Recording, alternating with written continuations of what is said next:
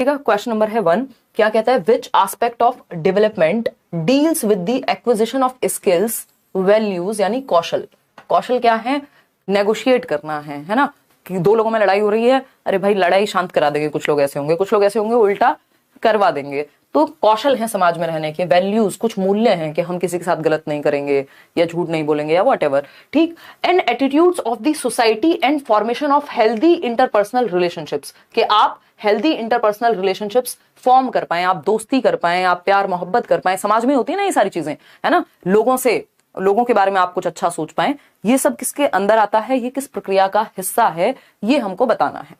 तो अगर हम बात करते हैं यहां, चलिए समझते हैं, बहुत आसान लड्डू सा क्वेश्चन, ट्राई बॉल के जैसा। विकास का कौन सा पहलू समाज के कौशल, मूल्य व रवैये के अधिग्रहण व अंतर्वैयक्तिक रिश्ते बनाने से संबंधित है, कि समाज में आप किन स्किल्स का, किन वैल्यूज का, कैसे आप रिश्ते बनाएंगे समाज में, कैसे आप सही से रहेंगे पॉजिटिवली, कि किसकी प्रोसेस है, या विकास के कौन से पक्ष की प्रोसेस है, या डेवलपमेंट की किस टाइप के अंदर ये बात आती है। तो ये सोशल डेवलपमेंट के अंदर आती है, ठीक है ना। सामाजिक विकास, जो कि आप सही उत्तर दे रहे हैं, ये 9 जनवरी को आपका इवनिंग वाली जो शिफ्ट है पेपर 2 की, उसमें आया हुआ क्वेश्चन है। मेंशन मैंने किया है लगभग सभी क्वेश्चंस पे, है ना, इसमें बहुत टाइम लगा है, ये मुझे अलग से मेंशन करना पड़ा है, ठीक। तो सोशल डेवलपमेंट का ये हिस्सा हो गया सामाजिकरण का, कि सामाजिक विकास का हिस्सा है कि समाज में कैसे रहते हैं, कैसे कोऑपरेट करते हैं, कैसे टॉलरेट करते हैं चीजों को, कैसे डाइवर्सिटी के साथ रहते हैं, ये सब सामाजिक विकास में आता है। कॉग्निटिव डेवलपमेंट से तात्पर्य मेंटल डेवलपमेंट या इंटेलेक्चुअल डेवलपमेंट, मानसिक विकास से है, जिसमें नॉलेज, वही आपका थिंकिंग, रीजनिंग, ये सारी चीजें जो भी दिमाग से करते हैं हम, लैंग्वेज भी इसी का हिस्सा है। इमोशनल तो सिर्फ इमोशंस या फीलिंग्स से जुड़ी हुई बात हो गई यहाँ। फिजिकल डेवलपमेंट तो आपका शारीरिक विकास, जिसमें ग्रॉस और फाइन मोटर स्किल्स आती हैं। मोटर डेवलपमेंट आता है। चलते हैं नेक्स्ट क्वेश्चन पे।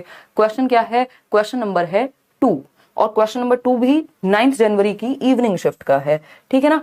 तो अगर हम बात करें, क्वेश्चन नंबर 2 क्या कहता है, dash is the process in which a child picks up social skills, यानी वह प्रक्रिया जिसके अंदर बच्चा सामाजिक कौशलों को पिक करता है, या मैं कहूं एक्वायर करता है, अपने अंदर अंतर्निहित करता है, समाहित करता है, is the process in which a child picks up social skills, ideas and values through interaction with parents, teachers, peers and significant others. Significant others आपके पार्टनर्स हो सकते हैं, है ना, लवर्स हो सकते हैं, और भी कई कॉन्टेक्स्ट में इसको यूज कर लिया जाता है। वह प्रक्रिया जिसमें एक बच्ची अपने माता पिता, समकक्षी व अन्य महत्वपूर्ण व्यक्तियों से अंतः क्रिया करके सामाजिक कौशल, विचार व मूल्य सीखती है, कि कैसे रहते हैं समाज में। वो उसके साथी समूह हो सकते हैं, पीयर, उसके दोस्त यार हो सकते हैं, है ना, और बड़े होकर के बाकी सिग्निफिकेंट अदर्स हो सकते हैं। तो ये सामाजिकरण की प्रक्रिया या स्कैफोल्डिंग की। स्कैफोल्डिंग तो टेम्परेरी हेल्थ की प्रोसेस को कहते हैं। वाइगॉस्की की भाषा में दिया था ब्रूनर ने, बट अपनी थियोरी में वाइगॉस्की ने इसको यूज किया है। मेटा कॉग्निशन पे भी क्वेश्चन हम कराएंगे जब हम कॉग्निशन पढ़ेंगे। इस पे क्वेश्चन 2 क्वेश्चन मिनिमम आने लग गए हैं। मेटा कॉग्निशन है बियॉन्ड कॉग्निशन, यानी थिंकिंग अबाउट थिंकिंग।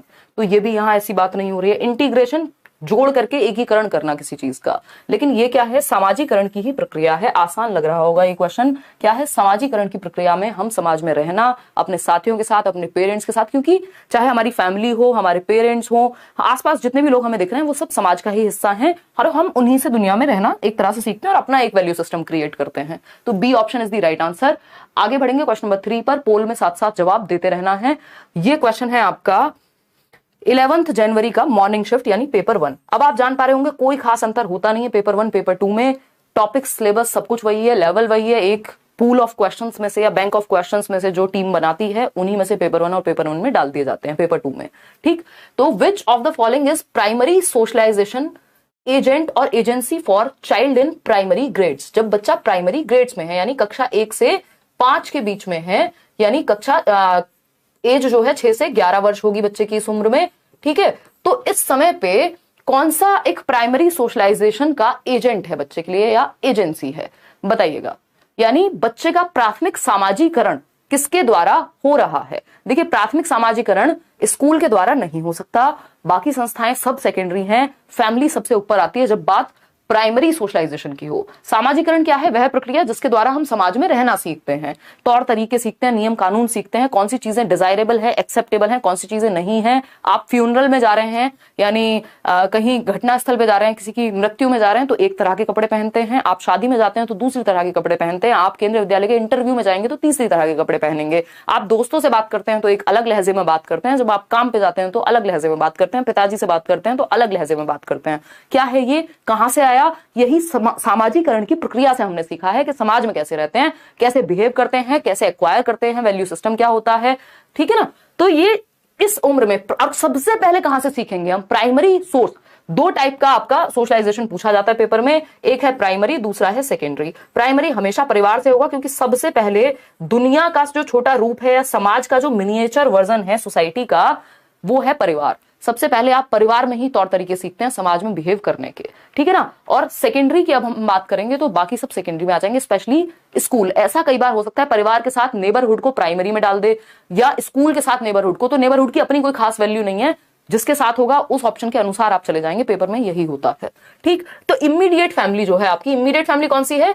वो दूर के फूफा मौसी चाचा नहीं, आपके जो अपने बिल्कुल इमीडिएट परिवार वाले हैं, आपके माता पिता, आपके भाई बहन, या हद से हद ग्रैंड पेरेंट्स। तो निकटतम परिवार जिसके साथ आप रहते हैं या जो सबसे क्लोज विसिनिटी में आपके है।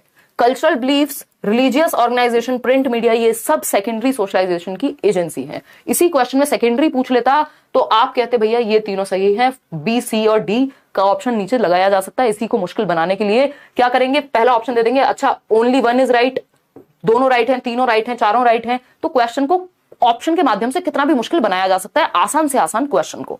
ठीक है ना? तो चलिए खैर आगे बढ़ते हैं। तो परिवार इसका सही उत्तर था। क्वेश्चन नंबर 4 फटाफट से जवाब देंगे आप पोल में। ये आया है 11 जनवरी 2023 को पेपर 1 में मॉर्निंग शिफ्ट में। ठीक है ना? मॉर्निंग शिफ्ट जो है पेपर 1 की होती है, इवनिंग शिफ्ट आपकी पेपर 2 की होती है। ठीक है?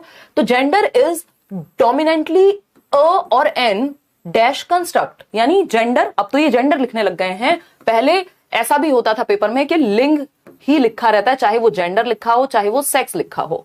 ठीक है ना? तो आपको इंग्लिश की तरफ जरूर झांक के देख लेना है कि जेंडर पूछा है कि सेक्स पूछा है, क्योंकि आंसर चेंज हो जाएगा यदि दो अलग बातें पूछी होंगी। तो जेंडर एक डोमिनेंटली या मुख्य रूप से जेंडर क्या है?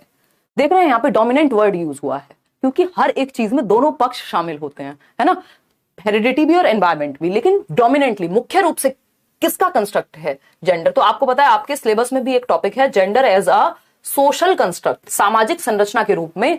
क्या? लिंग एक सामाजिक भूमिका के रूप में। तो जेंडर क्या है? समाज बनाता है ना? जेंडर एक सोशल कंस्ट्रक्ट है। जब बात जेंडर की आएगी हम कहेंगे सोशल कंस्ट्रक्ट है। जब बात सेक्स की आएगी तो हम कहेंगे बायोलॉजिकल कंस्ट्रक्ट है। हिंदी में दोनों को लिंग लिख सकता है, लेकिन आपको इंग्लिश वाला सेक्शन, क्योंकि पेपर बाइलिंगुअल होता है, तो आपको चेक कर लेना है कि भैया जैविक, अगर जैविक संरचना की बात होगी या सेक्स की बात होगी तो वो जैविक है, हमारी बायोलॉजी अलग है मेल और फीमेल की। लेकिन हम काम क्या करेंगे? ये समाज ने बना दिए रोल्स, जेंडर रोल्स, जिनको हम कह देते हैं कि भैया लड़कियां घर का काम करेंगी, लड़के बाहर का काम करेंगी। इसको स्टीरियोटाइपिंग कहते हैं। ये धीरे धीरे बदल रहा है। ठीक है? तो जेंडर क्या? या महिलाएं ये कपड़े पहनेंगी और पुरुष जो है वो ये कपड़े पहनेंगे। तो ये क्या है? जेंडर रोल्स हैं। तो जेंडर समाज के द्वारा बनाया गया एक एंटिटी है, एक कॉन्सेप्ट है। वही सेक्स जो है वो बायोलॉजी के द्वारा, यानी हमारी बायोलॉजिकल डिफरेंसेस हैं। ठीक है ना? महिलाएं जो है नेक्स्ट जनरेशन को जन्म देती हैं, ये क्या? बायोलॉजिकल एस्पेक्ट हो गया एक। ठीक है ना? या हमारी बॉडीज डिफरेंट है बायोलॉजिकली, तो वो सेक्स है जो कॉन्सेप्ट है। जेंडर सामाजिक है। मेडिकल, आर्बिट्रेरी, ये फालतू टेढ़ी मेढ़ी बातें करनी नहीं है, क्योंकि ये सब इन दोनों में से किसी एक का हिस्सा होंगी। तो सही उत्तर यहां बी ऑप्शन है। पेपर में ये क्वेश्चन सबसे कॉमन क्वेश्चन है। एक क्वेश्चन आपको यही क्वेश्चन कई शिफ्ट में देखने को मिल जाएगा, तो वो प्रैक्टिस की कमी है। अदरवाइज मस्त तरीके से आप आंसर कर सकते हैं, क्योंकि आपका कॉन्सेप्ट क्लियर है। क्वेश्चन नंबर 5 पर चलिएगा। छोटे छोटे प्यारे प्यारे से क्वेश्चन हैं, ये 2 नंबर फ्री के हैं। अगर आप ये सिर्फ सेशन भी प्रैक्टिस कर लेते हैं क्वेश्चन देख करके जेंडर और सोशलाइजेशन का। 1 फरवरी को इवनिंग शिफ्ट में यानी पेपर 2 में एक क्वेश्चन पूछा जाता है। क्या है क्वेश्चन? सोशलाइजेशन ऑफ चिल्ड्रन, यानी बच्चों का सामाजिकरण। बच्चों का सामाजिकरण कैसे वर्क करता है, समाजीकरण कैसे होता है? पहला ऑप्शन है a simple and linear process. एक बहुत ही सरल सी प्रक्रिया है और लीनियर प्रोसेस है, यानी सीधी रेखा में हो जाती है, रेखीय या रैखिक प्रक्रिया है, यानी एक रेखा में चलती है। 2+2+4 हर दिन उतना ही सामाजिकरण हुआ। एकदम आसान सी प्रक्रिया है। आसान तो कुछ होता ही नहीं है, अगर हम देखें तो डेवलपमेंट भी आसान नहीं है, कुछ भी आसान नहीं है ना? बैठ करके इंस्टाग्राम पे रील्स देखना आसान है, उसकी बात यहां नहीं हो रही है। ठीक, उनसे सीखना कुछ मुश्किल है अगेन। ठीक, तो a simple and linear process नहीं है सोशलाइजेशन। ठीक, पोल में आप जवाब दे रहे होंगे। An orderly and well laid out process, अब मुझे पता है फिक्स्ड और स्टैटिक तो हो नहीं सकती, क्योंकि ये भी लाइफ लॉन्ग चलने वाली प्रक्रिया है। एज डेवलपमेंट मतलब विकास की तरह, लर्निंग की तरह ये भी जीवन पर्यंत चलता है। सामाजिकरण भी, बस विकास की प्रक्रिया गर्भ से शुरू हो जाती है, सामाजिकरण की प्रक्रिया जन्म से शुरू होती है, उससे पहले नहीं होती। पेट के अंदर सामाजिकरण की प्रक्रिया का ऐसा हमारे पास कोई एविडेंस नहीं है। चलिए, मैंने मान लिया ये दोनों ए और डी को हमने हटा दिया, ठीक है ना। तो अब हम जब बात करेंगे तो ऑर्डरली और वेल लेड आउट प्रोसेस, इसमें आप फंस गए। ये डेवलपमेंट के बारे में तो सही है बात, लेकिन सोशलाइजेशन के बारे में उतनी सही नहीं है, क्योंकि इससे बेटर ऑप्शन हमारे पास है।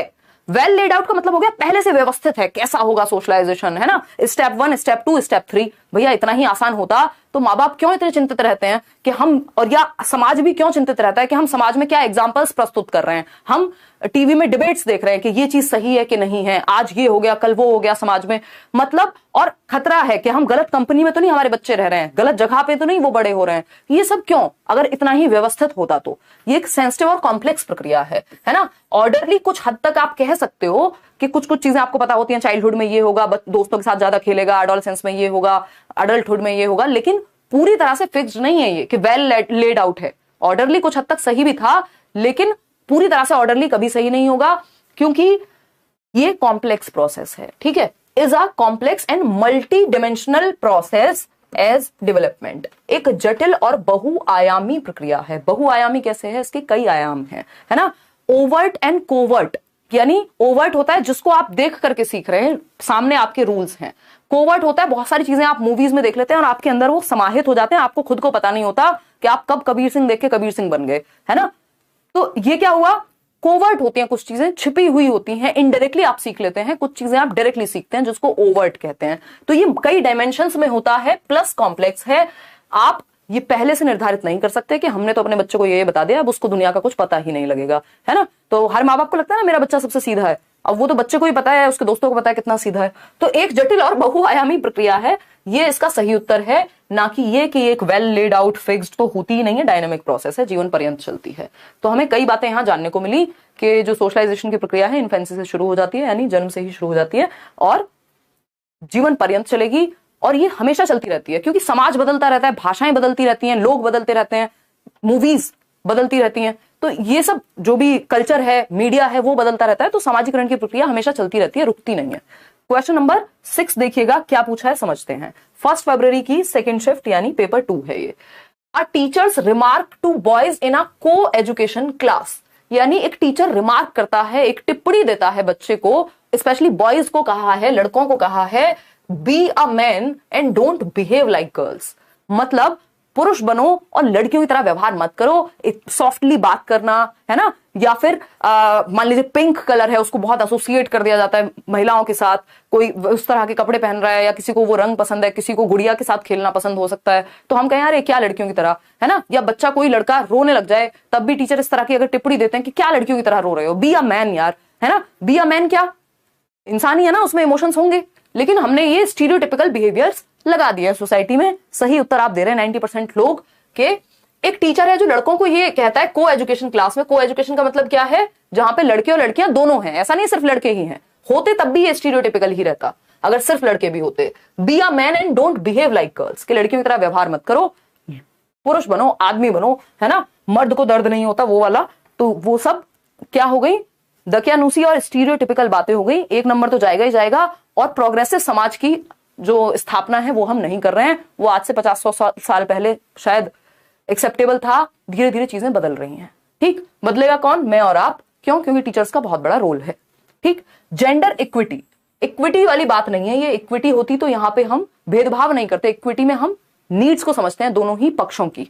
ठीक, जेंडर स्टीरियोटाइपिंग है ये, लिंग रूढ़िबद्धता है कि जो चला आ रहा है उसके आधार पे आपने क्या लगा दी, लेबल कर दिया बच्चे को या किसी एक जेंडर को, है ना। वो मूवी देखी होगी आपने आर्टिकल 15, तो ये वैसा ही है, वो भी एक तरह की स्टीरियोटाइपिंग है कि हम कह रहे हैं ये वाली जाति समूह का व्यक्ति है, इसके हाथ का खाना नहीं खाएंगे, इसको यहां बैठने नहीं देंगे, ये नहीं करने देंगे, वो स्टीरियोटाइपिंग है। स्टीरियोटाइपिंग किसी भी रूप में हो सकती है। स्टीरियोटाइपिंग कैसे हो सकती है, स्टीरियोटाइपिंग आपकी जेंडर के रूप में भी हो सकती है, कोई और दख्यानुसी चीजें, कोई प्रथाएं चली आ रही हैं, वो भी स्टीरियोटाइपिंग है। बेसिकली जो भी रूढ़िबद्धता चली आ रही है पहले से, जेंडर के पक्ष में बात हो रही है तो जेंडर स्टीरियोटाइपिंग हो गया, किसी और पक्ष में हो रही होगी तो वो उस तरह की स्टीरियोटाइपिंग हो जाएगी।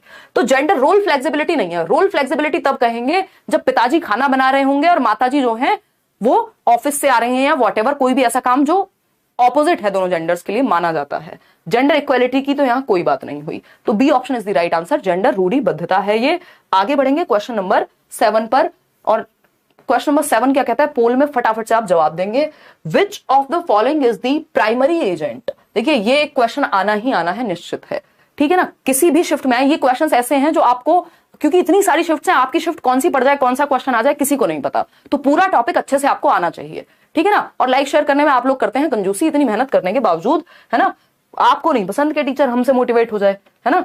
देखिए 17 जनवरी 2023 को आया, 17 जनवरी को मॉर्निंग शिफ्ट पेपर 1 का क्वेश्चन है, which of the following is the primary agent of socialisation, यानी सामाजिकरण का प्रमुख एजेंट कौन सा है। प्राइमरी और सेकेंडरी दो टाइप के एजेंट्स की हम बात करते हैं। हमें पता है प्राइमरी की जब भी बात होगी, अगर परिवार ऑप्शन में है तो वो बेस्ट ऑप्शन है। फैमिली, परिवार क्या है, प्राथमिक है, क्योंकि सबसे पहले शुरुआत वहीं से हो रही है। स्कूल भी आप बाद में जाते हैं, रिश्तेदारों से भी आप बाद में मिलते हैं, पड़ोसियों के पास भी आप बाद में जाना शुरू करते हैं, सबसे पहले आप अपने परिवार या अपने भाई बहनों के पास होते हैं। तो पेरेंट्स और सिबलिंग्स का बड़ा रोल है।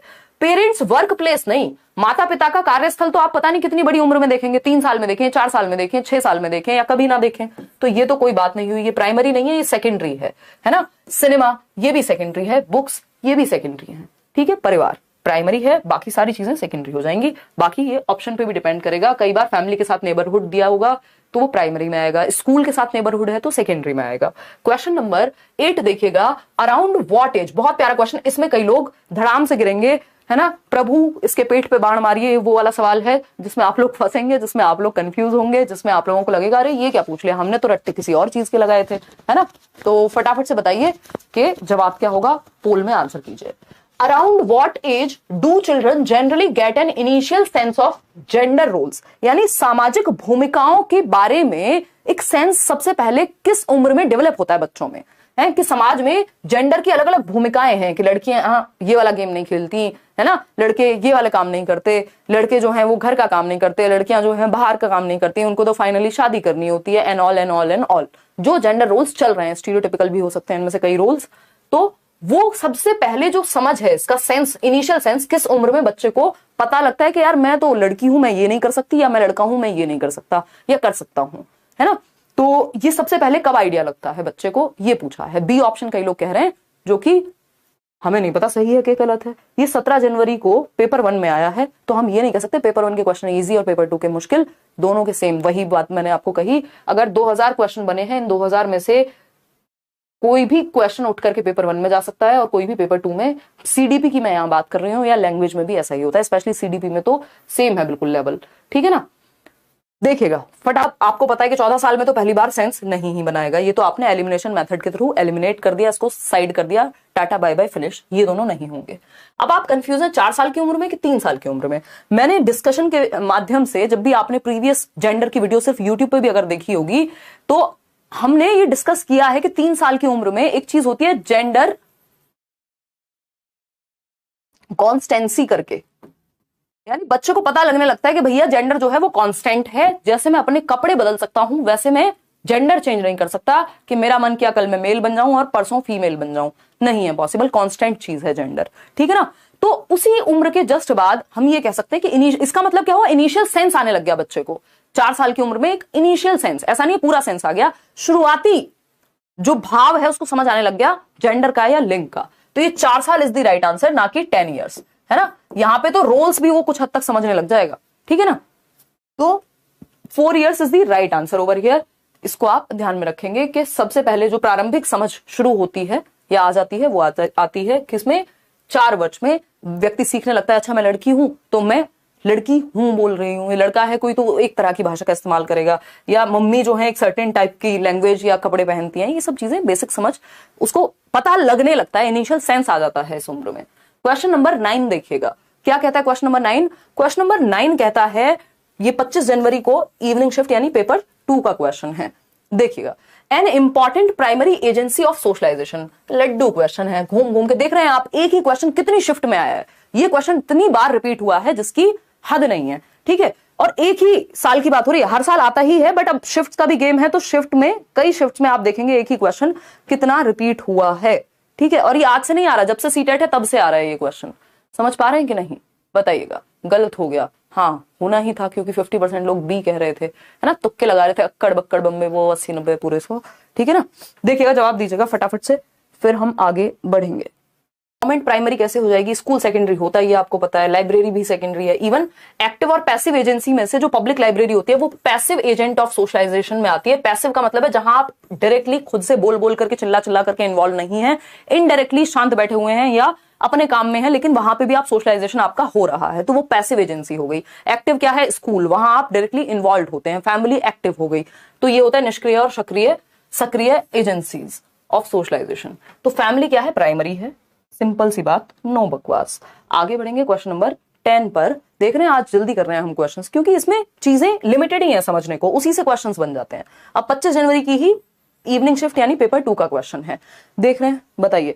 अब ये चीज भी हिल गई है थोड़ी सी, पहले क्या होता था, सिर्फ एक ही क्वेश्चन फिक्स था कि एक से ज्यादा क्वेश्चन यार जेंडर पे क्या ही पूछेंगे, लेकिन इस बार कहीं आपको 2 देखने को मिल जाएंगे, कहीं आपको 1 मिलेगा, कहीं आपको हो सकता है कि 1 भी नदारद मिले, बट वो रेयर है, उसमें फिर हो सकता है सोशलाइजेशन के 2 क्वेश्चन दे दिए, ठीक है ना। तो स्पीड ज्यादा तेज तो नहीं है, पकड़ पा रहे हो ना क्या बोल रही हूं।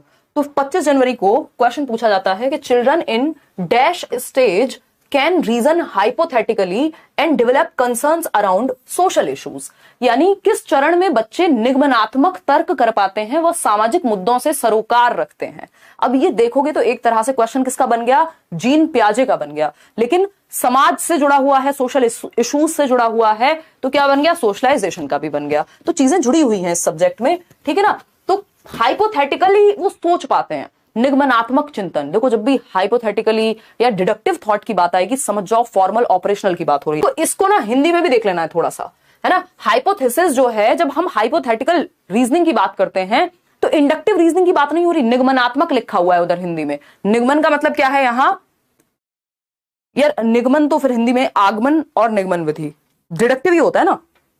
तो हाइपोथेटिकल लिखा हुआ, ये थोड़ी सी कई बार गड़बड़ कर देते हैं लैंग्वेज में, और जब से ऑनलाइन हुआ है तब से ट्रांसलेशन में गलतियां खूब होती हैं, ठीक है ना। तो इसको ध्यान में रखना है। अब ये हाइपोथेटिकल वर्ड को पकड़ लेना यहां पे, और क्या ही कर सकते हैं। और सोशल इश्यूज, इससे भी आप थोड़ा सा समझ सकते हो कि कंसर्न्स अराउंड सोशल इश्यूज, भैया सामाजिक मुद्दों के प्रति सरोकार या कंसर्न होते हैं, चिंतित होते हैं, समाज में ये क्यों हो रहा है, मैं ये बदल दूंगा, भगत सिंह बन जाएंगे। ये वो वाली एज है, एडोलेसेंस वाली, है ना। सोशल इश्यूज को लेकर के वो चिंतित है, इसका मतलब एब्स्ट्रैक्ट कॉन्सेप्ट्स पे भी वो सोच पा रहा है, अमूर्त चीजें जो उसके सामने डायरेक्टली नहीं है, जो वो देख रहा है, न्यूज़पेपर में पढ़ रहा होगा, शायद इंटरनेट पे कुछ देख रहा होगा, है ना। तो ये क्या होगा, फॉर्मल ऑपरेशनल स्टेज है ये, मतलब अमूर्त संक्रियात्मक अवस्था है। ये थोड़ा सा इन्होंने हिंदी और इंग्लिश की लैंग्वेज में इसमें गड़बड़ की है, लेकिन हमें जोड़ करके समझना पड़ेगा खुद ही कि हाइपोथेसिस की बात होती है तो हम फॉर्मल ऑपरेशनल की ही बात करते हैं, और अगर हम बात करते हैं यहां सोशल इश्यूज की, तो ये नहीं है कि अवेयर है वो, कंसर्न्ड है। कंसर्न्ड कौन होगा, जिसको चिंता है। चिंता का मतलब उसने सोचा होगा। चिंता कब होती है, जब थिंकिंग होती है, ठीक है। तो D option is the right answer. प्याजे के बारे में अलग से एक सेशन में बात करेंगे, ये सोशल इशू से जुड़ा हुआ था, इसलिए मैंने इसको सोशलाइजेशन में डाल दिया है। अब आपका फेवरेट क्वेश्चन असर्शन और रीजनिंग वाला, जिसमें आसान क्वेश्चन होने पर भी अधिकतर लोग गलतियां करते हैं। एक है असर्शन यानी कथन दिया है, और दूसरा उसका कारण दिया है, तर्क दिया है, रीजनिंग दी है। असर्शन यानी कथन क्या है, it is important for middle school teachers to enable the students to look at the portrayal of gender stereotypes in the media critically, यानी माध्यमिक स्कूल के शिक्षकों के लिए, वो जो 6 से 8वीं वाली क्लास है, उन शिक्षकों के लिए ये जरूरी है, महत्वपूर्ण है कि वो मीडिया में जो जेंडर रूढ़िबद्धताएं चली आ रही हैं, कि अगर कोई वॉशिंग पाउडर का ऐड आ रहा है, किसी स्कूटी का ऐड आ रहा है, तो वो हम दिखा रहे हैं कि वो फीमेल्स के लिए है, वहां हम फीमेल्स को लेके आ रहे हैं। इससे हम क्या दर्शाना चाह रहे हैं कि जो स्कूटी है वो क्या है, फीमेल्स चलाएंगी। जो वॉशिंग पाउडर है, घड़ी हो, व्हाटएवर, बहुत सारे हो सकते हैं, वो सब क्या है, वो महिलाएं यूज करती हैं, तो उसमें हम महिलाओं को लेते हैं। या शैम्पू के भी आप एड्स देखते हैं तो ज्यादातर फीमेल्स मिलती है। हालांकि अब ये चीजें काफी हद तक बदल गई हैं, अभी तो आप एड्स देखेंगे बहुत सारे अंतर हैं। बीच में सलमान खान को भी ले आए थे घड़ी में, है ना, या और भी चीजें ले आए थे, लेकिन सलमान खान को वहां धुलते हुए तो कम ही दिखा रहे थे ना। खैर व्हाटएवर, ऐसे बहुत सारे कंसर्निंग इश्यूज हो सकते हैं जो स्टीरियोटिपिकल लगे या लिंग रूढ़िबद्धता जिनमें दर्शाई जाए कि कोई एक काम लड़कियों का ही है, खाना बनाना लड़कियों का ही काम है ना, बाहर जाना लड़कों का काम है। इस तरह की चीजें जो मीडिया में दिखाई जा रही हैं उनको क्रिटिकली एग्जामिन करें जब बच्चा, क्योंकि जब टीन एज है, ये मिडिल स्कूल का मतलब क्या, 11 से 14 वर्ष के बीच का बच्चा होगा, तो ये टीन एज है, इस टाइम पे बहुत इंपैक्ट पड़ता है बच्चे की सोच पे। तो हम इसको क्रिटिकली आलोचना करें इसकी, इसके सभी पक्षों को समझें कि ये कोई लॉजिकल बात नहीं है। टीचर्स इस बात पे चर्चा करें क्लासरूम में, बात सही है या गलत है? सही तो है, बिल्कुल सही है।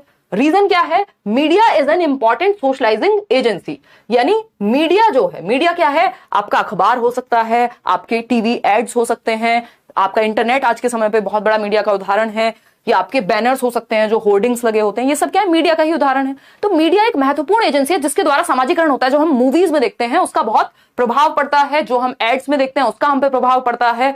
इसका मतलब बात सही है, ये जो भी चीजें चल रही हैं, अभी एक ऐड आया था ना जिसमें 2 क्रिकेटर्स जो हैं वो अपना कोई तो किसी पान मसाला का ऐड है, तो वो देख के मुझे भी थोड़ा सा अजीब लगा कि यार ये क्या, मतलब हम क्या एग्जांपल प्रेजेंट कर रहे हैं, मतलब क्या कहना चाह रहे हैं हम। तो वो ये चीजें ऐसी हैं, मीडिया क्योंकि इंपैक्ट डालता है लोगों को डायरेक्टली, और स्पेशली जो कम एज के लोग हैं वो, या जिनका बहुत ज्यादा स्ट्रांग माइंड नहीं है, उनके लिए ज्यादा इन्फ्लुएंशियल होता है। तो हमें जरूरी है कि हम मीडिया में क्या चल रहा है उस पर ध्यान रखें। तो ये भी सही है और ये भी सही है, क्योंकि मीडिया इंपॉर्टेंट सोशलाइजिंग एजेंसी है, इसलिए टीचर्स को क्रिटिकली एग्जामिन करना चाहिए जेंडर स्टीरियोटिपिकल बिहेवियर्स को, ताकि उसको पकड़ के डिस्कशन हो सके क्लासरूम में। ठीक है ना? तो दोनों ही बातें सही हैं, ए भी सही है, असर्शन भी, और इसका तर्क भी सही है। A option is the right answer over here. आगे बढ़ेंगे फटाफट से, क्वेश्चन नंबर 12 देखिएगा, 25 जनवरी का ही है ये, मॉर्निंग शिफ्ट का, पेपर 1 का। क्या पूछा है? आसान सा क्वेश्चन है, dash is the process by which children learn the norms of the society, यानी कौन सी प्रोसेस है जिसके द्वारा बच्चे समाज के तौर तरीके सीखते हैं, नॉर्म्स सीखते हैं, डिजायरेबल और अनएक्सेप्टेबल व्यवहार सीखते हैं कि कौन सी चीजें एक्सेप्टेबल है, कौन सी चीजें नॉन एक्सेप्टेबल है या इनएक्सेप्टेबल है, व्हाटएवर। ठीक, तो अगर हम बात करते हैं यहां, एसिमिलेशन है, मेटाकॉग्निशन है, सोशलाइजेशन है या सेग्रीगेशन है। चलिए, सेग्रीगेशन तो अलगाव होता है, मेटाकॉग्निशन की यहां बात नहीं हो रही, क्योंकि thinking about thinking, self reflection, इन सब चीजों में मेटाकॉग्निशन आ जाएगा, यहां पे नहीं आएगा। हाँ एग्जैक्टली आशीष। तो अगर हम बात करते हैं यहां, तो एसिमिलेशन सोशलाइजेशन में शामिल होता है, लेकिन सिर्फ एसिमिलेशन है जिसके द्वारा हम नॉर्म्स सीखते हैं, ऐसा नहीं है। तो इसमें फंसना नहीं है, सामाजिकरण की वो प्रक्रिया है जिसके द्वारा हम समाज के तौर तरीके सीखते हैं, इसमें एसिमिलेशन, एडेप्टेशन सब कुछ आ जाता है, एनकल्चरेशन, एकल्चरेशन, अभी आगे क्वेश्चन आएगा जिसमें आप फंसेंगे। तो C option is the right answer over here. आगे बढ़ेंगे, क्वेश्चन नंबर है 13। एक और आपके वो प्रभु पेट पे बाण वारी वाला क्वेश्चन, यानी मुश्किल क्वेश्चन ये आपको लगता है, क्यों? क्योंकि लेंदी होता है क्वेश्चन, ठीक है ना, और इसमें कई लोग कंफ्यूज हो जाते हैं। इसमें आपको 2 बातों का ध्यान रखना होता है कि ये कथन में क्या कहा गया है, क्या वो सही है, अगर सही है या गलत है वो पहचान लो पहले, फिर इस कथन का सही रीजन यहां दिया गया है या कुछ और ही बात हो रही है, या फिर ये भी गलत है, ये आपको चेक करना होता है। ये कब का है? 18 जनवरी का पेपर 2 है ये, अभी 2023 में जो अभी पेपर हुआ था, ठीक है ना। फटाफट से जवाब देंगे, क्या उत्तर होना चाहिए इन मिडिल स्कूल। अगेन क्योंकि पेपर 2 है तो मिडिल स्कूल लिखा हुआ है, बस यही आपके लिए प्राइमरी भी होता है, उत्तर तब भी सेम रहता है, लेकिन मिडिल स्कूल में आपको ध्यान रखना होता है पेपर 2 का जवाब देते समय कि 6 से 11 नहीं, 11 से 14 वर्ष के बच्चों की बात हो रही है, कक्षा 6 से 8 के बच्चों के लिए बात हो रही है, उसके ऊपर तो सीटेट है ही नहीं ना अभी तक, तो आपको समझ जाना है। तो in middle school teachers should encourage boys to study mathematics, यानी कक्षा 6 से 8 के बीच, और ये प्राइमरी लिखा होता तब भी बात सेम ही थी, ये बस इनको 2 कहानियां या 2 लाइन एक्स्ट्रा ऐड करनी होती है इसलिए लिख देते हैं यहाँ पे। तो मैथमेटिक्स यानी गणित को पढ़ने के लिए प्रोत्साहित किया जाना चाहिए लड़कों को, और विज्ञान पढ़ने के लिए, गणित और विज्ञान पढ़ने के लिए लड़कों को प्रोत्साहित किया जाना चाहिए मिडिल क्लासरूम में। अच्छा, क्या ये अच्छी बात है? क्या ये सही बात है? लड़कियों को क्या मतलब परहेज है गणित से, या लड़के होम साइंस पढ़ लेंगे तो कुछ दिक्कत हो जाएगी? ऐसा तो नहीं होता, ठीक है ना। तो यहां पे क्या है, ये चीज ही अपने आप में गलत है, ये कोई अच्छा कॉन्सेप्ट नहीं है, ये फॉल्स है। ठीक, अब इसका रीजन क्या दिया है वो देखते हैं। Boys do not have the inherent abilities to study languages, मतलब लड़कों में क्षमता ही नहीं होती या आंतरिक जन्मजात क्षमता नहीं होती भाषा को सीखने की। तो भैया इतने सारे जो पोएट्स हैं, जो कवि हैं, वो तो लड़के होते ही ना अगर उनको भाषा आती ही नहीं। इतने अच्छे अच्छे स्पीकर्स हैं, है ना, प्राइम मिनिस्टर को देख लीजिए, और कितने लोग आपको मिल जाएंगे। हमारे जो फॉरेन मिनिस्टर हैं, दुनिया भर के लोग हैं जो मेल्स हैं और बहुत बढ़िया भाषा पे उनकी पकड़ है, अपने आप हो गया ऐसे ही, मतलब क्षमता होती ही नहीं है, मतलब ये बेकार की बात हो गई बिल्कुल। ये भी बोगस या फॉल्स एकदम क्लेम है, एकदम बेकार। तो दोनों ही बातें गलत हैं। जब दोनों ही गलत हैं तो ए इज ट्रू नहीं कहेंगे, both A and R are false. ठीक है, आर आर आर नहीं है, ये ऑस्कर नहीं चल रहे हैं। ठीक है, D option is the right answer over here. आगे बढ़ेंगे क्वेश्चन नंबर 14 पर फटाफट से। क्या कहता है जी 14, समझते हैं। क्वेश्चन नंबर 14 बहुत ही छोटा सा हल्का सा लड्डू सा क्वेश्चन, 18 जनवरी पेपर 2। देखिएगा, dash is a primary agent और agency of socialization for very young children. बहुत छोटे बच्चों के लिए प्राथमिक सामाजिकरण की संस्था कौन सी होती है? सिंपल आंख बंद करके परिवार ढूंढो, कहीं तो लिखा होगा, कहीं तो लिखा होगा तत्कालीन परिवार या इमीडिएट फैमिली, यानी बिल्कुल जो आपका इमीडिएट परिवार है, माता पिता भाई बहन या जो भी आपके साथ रहते हैं उस समय पे। तो ये इमीडिएट फैमिली हो गई। इसका सही उत्तर प्रिंट मीडिया हो, रिलीजियस ऑर्गेनाइजेशन, मंदिर हो, मस्जिद हो, मदरसा हो, स्कूल हो, ये सब सेकेंडरी में जाएंगे। प्राइमरी है आपका परिवार।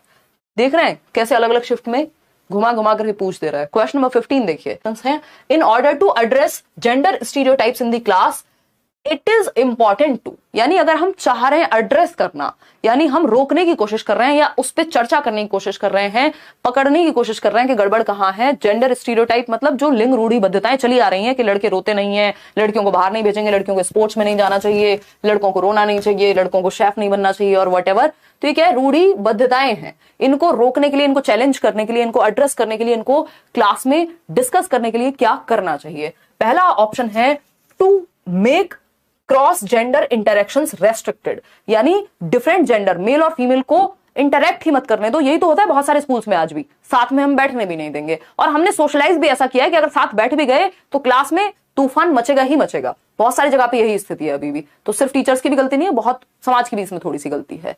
ठीक है ना, ऐसा क्वेश्चन आ जाए तब तो लोग पास हो जाएंगे। गुंजन जी, ये क्वेश्चन आए हुए हैं, मैं अपनी तरफ से नहीं बना रही हूँ। रात को सोते हुए मेरा मन किया अपने फैंटेसी वर्ल्ड में कि ये क्वेश्चन कल मैं कराऊंगी आसान आसान। ये क्वेश्चन आते हैं, सोशलाइजेशन और जेंडर से आसान क्वेश्चन ही आते हैं मैडम, है ना। पेपर मुश्किल नहीं है, कॉन्सेप्ट समझ नहीं पा रहे हैं, वहां गड़बड़ है। ठीक है ना, हमारी दिक्कत यही है, जो क्वेश्चन हमसे हो जाते हैं या कोई अच्छे से समझा दे, हमें इजी लगने लगता है, हमें लगता है अरे ये थोड़ी आएगा, है ना। जबकि सबसे ज्यादा क्वेश्चन रिपीट होते हैं सीटेट में। देखिएगा, तो in order to address gender stereotypes, क्योंकि इसके बाहर कॉन्सेप्ट नहीं है ना, कहां से लाएंगे, चांद से लाएंगे क्वेश्चन।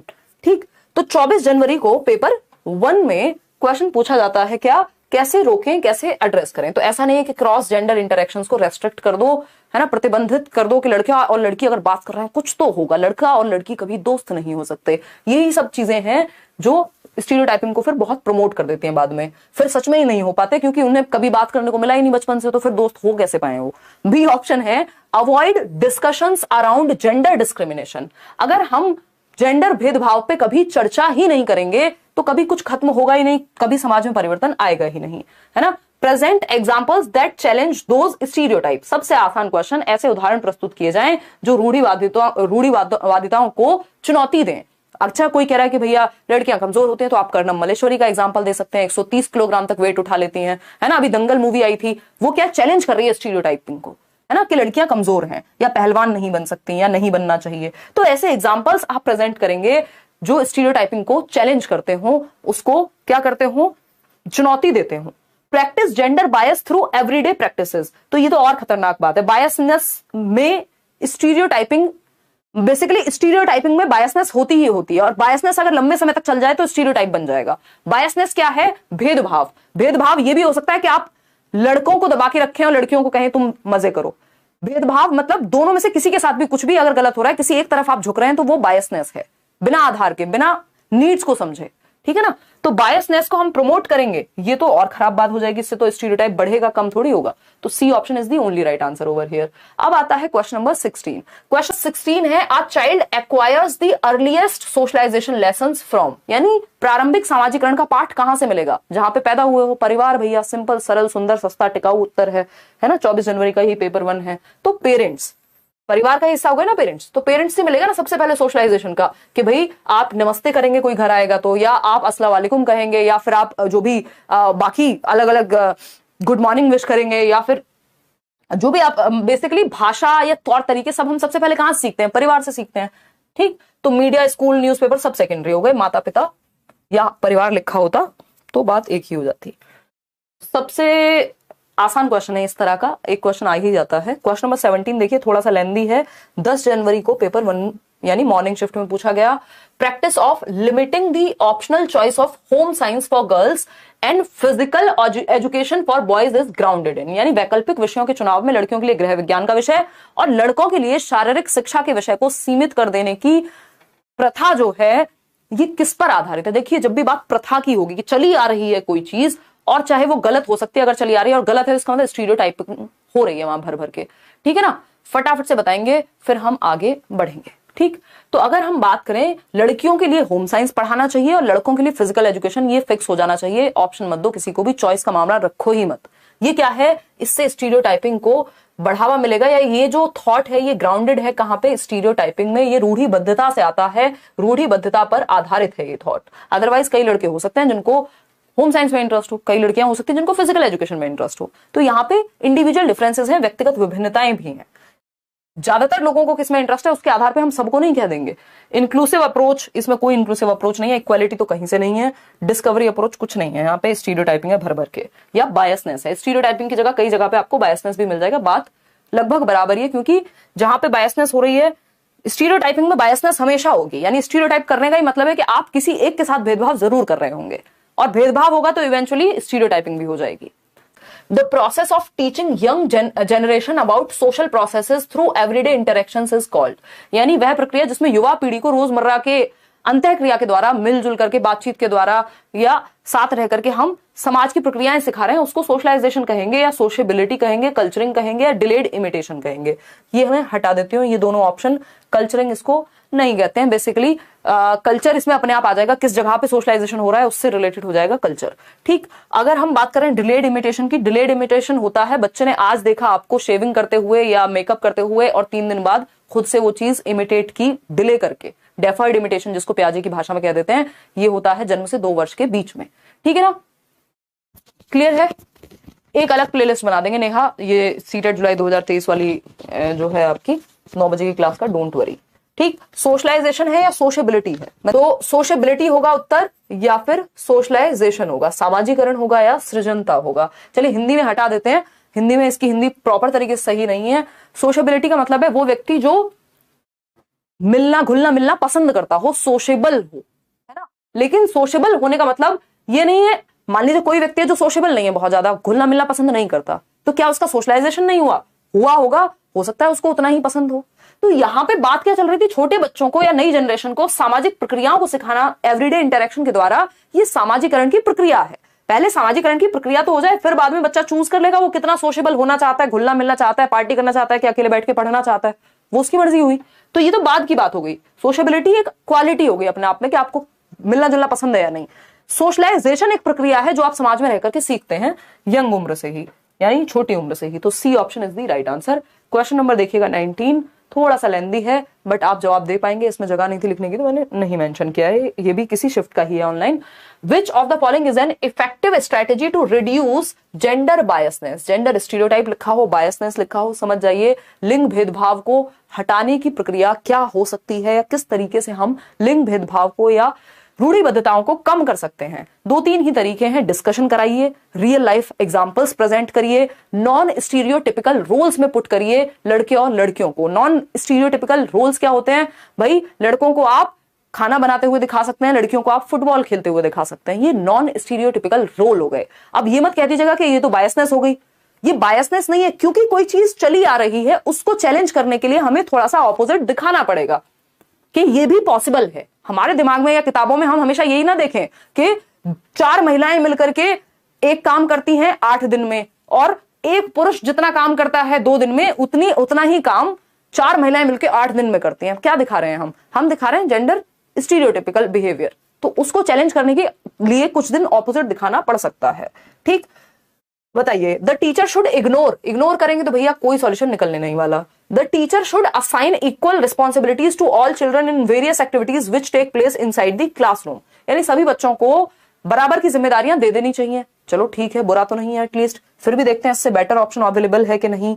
सी ऑप्शन है, the teacher should give physical task such as arranging the desk to boys and soft task, यही है जिसको बोन ऑफ कंटेंशन या राड की जड़ बोलते हैं भाषा में, हिंदी बिल्कुल शुद्ध, कि भैया इस तरह की ही चीजों से स्टीरियोटाइपिंग जो है प्रमोट होती है कि लड़कों को कोई काम दे दो, जो कुछ उठाना है तो लड़कों को दे दो, है ना, कोई सॉफ्ट काम है रंगोली बनाने का तो लड़कियों को दे दो। इससे स्टीरियोटिपिकल बिहेवियर बढ़ता है। आप दोनों लोगों को इन्वॉल्व कर सकते हैं। The teacher should not have much expectation from girls, यानी लड़कियों से तो एक्सपेक्टेशन रखो ही मत यार, इनको तो शादी करके अगले घर जाना है। ये जो व्यवहार है इससे ही स्टीरियोटिपिकल बिहेवियर प्रमोट होता है ना। तो आंसर क्या हुआ, टीचर को इक्वल रिस्पॉन्सिबिलिटीज असाइन करनी चाहिए। भाई ग्रुप में कई सारे लोग होंगे ना, लड़के लड़कियां मिलकर के कर लेंगे काम, या इक्वली हम काम दे दें। तो B option is the right answer. ठीक है ना, आगे बढ़ेंगे। क्वेश्चन नंबर 20, ये है आपका बहुत ही आसान क्वेश्चन, इसके बाद चक्कर लाने वाला क्वेश्चन, तैयार रहिएगा। देखिए क्वेश्चन नंबर 20 देखिएगा फटाफट से, क्या कहता है 20 क्वेश्चन नंबर। 13 जनवरी को आया है ये पेपर 2 में, अभी 2023 की बात चल रही है, सीटेट के एग्जाम की। जेंडर इज अ डैश, और ये जमानों से रिपीट हो रहा है क्वेश्चन, 2018, 16, 15, 19 सब जगह आता है ये क्वेश्चन, है ना। तो gender is a dash concept while sex is a dash concept. अब क्योंकि इसमें 2 फिलिंदा ब्लैंक लग गए हैं, कई लोगों को ये उत्तर आता होगा, वो फिर भी आंसर में गलती कर देंगे। क्यों? क्योंकि हम इसको ना जोड़ के पढ़ लिया करो। अगर आपका खुद का मन करे इसमें लिखने का तो क्या लिखोगे? जेंडर क्या है, अभी तो डिस्कस किया था हमने, सोशल कंस्ट्रक्ट है, सामाजिक संरचना है, ठीक। और अगर हम सेक्स की बात कर रहे हैं तो सेक्स इज बायोलॉजिकल कंस्ट्रक्ट, यानी हमारी बायोलॉजी से या जेनेटिक्स से निर्धारित होगा, बायोलॉजिकल है। यानी जेंडर एक, या हिंदी में लिंग लिखा हो सकता है, आजकल तो इन्होंने जेंडर को जेंडर ही लिखना शुरू कर दिया है, तो इंग्लिश में इसको जरूर चेक कर लेना है। फिर भी जेंडर एक सामाजिक संप्रत्यय है ना, ऐसे फिल करके हम देख सकते हैं, कंफ्यूजन नहीं होगा। जबकि लिंग क्या है, एक जैविक संप्रत्यय है, या जैविक अवधारणा है। ठीक है बात, कोई दिक्कत परेशानी? अब आप आंसर मैच कर सकते हैं, क्योंकि इस तरह के क्वेश्चंस की अगर आपको प्रैक्टिस नहीं है तो इसमें फंसते हैं कई लोग, सही उत्तर आने के बावजूद गलत कर देते हैं। ज्यादातर लोग सही उत्तर दे रहे हैं पोल में, बहुत बढ़िया। जेंडर बायोलॉजिकल नहीं हो सकता, जेंडर सोशल होता है, बिल्कुल सही, और सेक्स बायोलॉजिकल होता है, बिल्कुल सही। इसका मतलब B is the right answer. ये बायोलॉजिकल जेंडर नहीं हो सकता, फिजियोलॉजिकल नहीं हो सकता जेंडर, है ना। और यहाँ पे बायोलॉजिकल और सोशल की ही बात होती है जनरली, शारीरिक की बात नहीं होती है सच, ठीक है। तो यहाँ पे ए ऑप्शन ही सही था ना आपका, नहीं, B option was the right answer. आगे बढ़ेंगे क्वेश्चन नंबर 21, देखते हैं इसमें कितने लोग सही उत्तर कर पाते हैं। अगर आप ये सही उत्तर दे पा रहे हैं, मैं मानती हूं कि आपने कुछ ज्यादा ही अच्छे से इस टॉपिक को समझ लिया, अदरवाइज अभी थोड़ी और गुंजाइश है कि आप मुश्किल क्वेश्चन में फंस सकते हैं, है ना। यही जितने भी टाइप्स हैं यही हैं इस टॉपिक से जो आते हैं। अगर हम बात करें 10 जनवरी को पेपर 2 में आया हुआ क्वेश्चन है, इवनिंग शिफ्ट में 2:30 बजे वाली। तो अगर हम बात करते हैं यहाँ, children learn their societal role through the processes of, यानी बच्चे समाज में अपनी भूमिकाओं को किन प्रक्रियाओं के द्वारा सीखते हैं। सोशलाइजेशन एंड अकल्चरेशन, ये हुआ पहला ऑप्शन। एसिमिलेशन एंड एकोमोडेशन, ये हुआ दूसरा option. Adaptation and accommodation, adaptation and acculturation. बताइएगा, जवाब दीजिएगा फटाफट। मैं इसमें से कोई भी ऑप्शन एलिमिनेट नहीं करूंगी, खुद से कोशिश करिए एक बार, इतने में 2 बूंद जिंदगी की।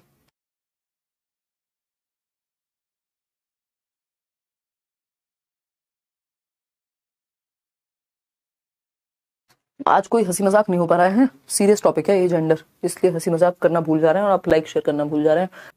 बताइएगा एक बार, फटाफट से बताइए, कंफ्यूज करूं आपको? कितने? 55% लोग ना, 54%, मतलब मोर देन 50% लोग सही उत्तर दे पा रहे हैं। इसका मतलब मैं ये कह सकती हूँ कि आपको क्या है, ये टॉपिक समझ में आ गया काफी हद तक। एसिमिलेशन और एकोमोडेशन, देखिए ऐसा नहीं है कि इसमें एसिमिलेशन नहीं होता, सामाजिकरण में भी कुछ चीजें तो आप अपने दिमाग में समाहित करते ही है ना, ऐड करते ही है ना, उसी को क्या कहते हैं, एसिमिलेशन कहते हैं। समावेशन तो होता ही है। मैंने जैसा आपको हर रोज मैं एक बार ये बात जरूर कहूंगी कि पेडागोजी में चारों ऑप्शन सही हो सकते हैं, बेस्ट क्या है ना। दुनिया के सारे लोग बढ़िया हैं, शादी के लिए जाते हैं, आप अपने लिए बेस्ट चूज करते हैं, ऐसे ही इस क्वेश्चन को अपने लिए बेस्ट ऑप्शन चाहिए, ठीक है जी। तो अगर हम बात करें एसिमिलेशन की, तो ऐड तो इसमें भी होता है, सामाजिकरण में भी कुछ हद तक एकोमोडेशन भी होता है, बट ये स्कीमा अपडेशन की प्रोसेस है पियाजे के अनुसार, वहां पे इसका रोल ज्यादा है ना। यहां अगर सही उत्तर नहीं होता तो ये भी हम मान लेते, कोई दिक्कत नहीं थी, ठीक है। अडेप्टेशन एंड एकोमोडेशन, अडेप्टेशन लगभग हर चीज को सीखने में अडेप्टेशन की प्रक्रिया शामिल होती है ना। तो देखेंगे तो गलत कुछ नहीं है यहाँ पे, ठीक। अडेप्टेशन एंड अकल्चरेशन, अब अकल्चरेशन एक चीज है, दूसरा होता है एनकल्चरेशन, ठीक है। एनकल्चरेशन को हम बोलते हैं सामाजिकरण या संस्कृतिकरण, कल्चर से बना है ये शब्द, संस्कृतिकरण, ठीक। और वहीं अकल्चरेशन को हम बोलते हैं परासंस्कृतिकरण, परासंस्कृतिकरण या कुछ तो दोबारा पुनः संस्कृतिकरण, समथिंग लाइक दैट हिंदी में। तो अगर हम बात करें उत्संस्करण भी कह रहे हैं ये आपके ट्रांसलेशन में। तो अगर हम बात करें adaptation and acculturation, adaptation and acculturation, इससे बेटर ऑप्शन हमारे पास सोशलाइजेशन एंड अकल्चरेशन है, इसलिए हमने इसको हटा दिया। नहीं तो तीनों में से, चारों में से ऐसा नहीं था कि बिल्कुल गलत था। ठीक है ना। अभी मैं बताऊंगी दोनों में डिफरेंस क्या है। सोशलाइजेशन एंड अकल्चरेशन यानी समाजीकरण व उत्संस्करण, बच्चे समाज में अपनी भूमिकाएं जो हैं समाजीकरण की प्रक्रिया के द्वारा लोगों से इंटरेक्ट करके values, norms, rules, desirable, acceptable, non acceptable behaviour सीखते हैं। ठीक है ना। ये हुआ समाजीकरण की प्रक्रिया। अकल्चरेशन क्या है, हम नए नए कल्चर से भी नई नई चीजें सीखते हैं। हमारा तो ये कल्चर नहीं है कि हम ये शर्ट्स पहने, धोती कुर्ता पहनना चाहिए, चाहे मेल हो फीमेल हो व्हाटएवर। ये तो इंडियन कल्चर नहीं था ना कि शर्ट पहने। लेकिन ये कहां से आया, अकल्चरेशन से हुआ, जब डिफरेंट कल्चर से हम कुछ चीजें एक्वायर कर लेते हैं। ठीक है ना। तो अकल्चरेशन, हम विभिन्न संस्कृतियों से कुछ चीजें, अपने कल्चर को भूल नहीं जाते हैं बट अडेप्ट कर लेते हैं, कुछ चीजें वहां से भी ग्रहण कर लेते हैं, वो है अकल्चरेशन। जब आप पहली बार संस्कृतिकरण या अपना कल्चर सीख रहे होते हैं, वो है एनकल्चरेशन। ठीक है ना। एनकल्चरेशन और एकल्चरेशन दोनों प्रक्रियाएं शामिल होती हैं आपकी सामाजिकरण की प्रक्रिया में। तो सोशलाइजेशन एंड अकल्चरेशन, जिस समाज में आप रह रहे हैं वहां के नॉर्म्स और जो नई नई चीजें अलग अलग कल्चर से अडेप्ट कर रहे हैं, वो दोनों मिला करके आपकी जो सोशल रोल्स हैं वो बच्चे सीखते हैं समाज में। क्लियर है। कोई दिक्कत परेशानी इस बात को समझने में नहीं होगी। मैंने आपको बता दिया बेस्ट ऑप्शन हमारे पास ये था, क्योंकि बाकी सारे ऑप्शंस इसमें समाहित हैं सोशलाइजेशन एक सिंगल वर्ड में। ठीक है ना। तो बेस्ट ऑप्शन वो होगा जो या तो बाकी तीनों गलत हो, या फिर बाकियों को अपने अंदर समाहित करता हो, या बाकियों से बेटर हो। तो A option is the right answer over here.